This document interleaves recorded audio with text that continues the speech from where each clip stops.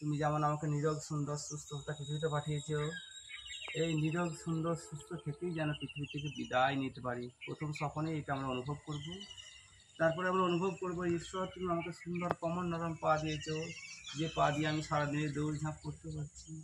সুন্দর দুটি হাত, সুন্দর আমাকে জঠরাগ্নি দিয়েছে, পেট দিয়েছে, যেটা দিয়ে আমি সমস্ত খাবারকে ডাইজেস্ট করে শরীরের বল শক্তি বাড়াতে পারছি।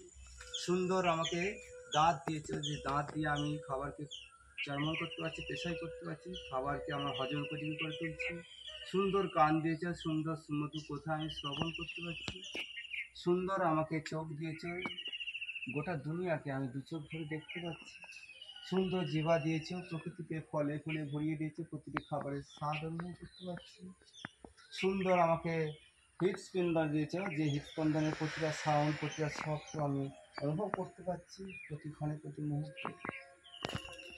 এই ঈশ্বর, আমি সব কিছুকে যেন সুরক্ষিত রাখতে পারি, সব কিছুকে যেন মজবুত রাখতে পারি, সব কিছুকে যেন বলকারী রাখতে পারি।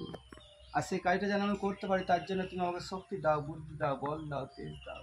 আমি যেন নিজেকে কর্মময় রাখতে পারি, আর এই কর্মময় থেকেই যেন পৃথিবী থেকে বিদায় নিতে পারি। জীবনের শেষ দিন পর্যন্ত যেন আমি নিজেকে কর্মময় রাখতে পারি, রোগে শোকে জর্জরিত না হয়ে নিজেকে কর্মময় রেখে যোগের স্মরণে থেকে এবং শয়নে স্বপনের প্রতি ক্ষণে যেন আমি তোমাকে অনুভব করতে পারি। প্রতি মুহূর্তে, প্রতি ক্ষণে, প্রতি সেকেন্ডে আমি যেন তোমাকে স্মরণ করতে পারি।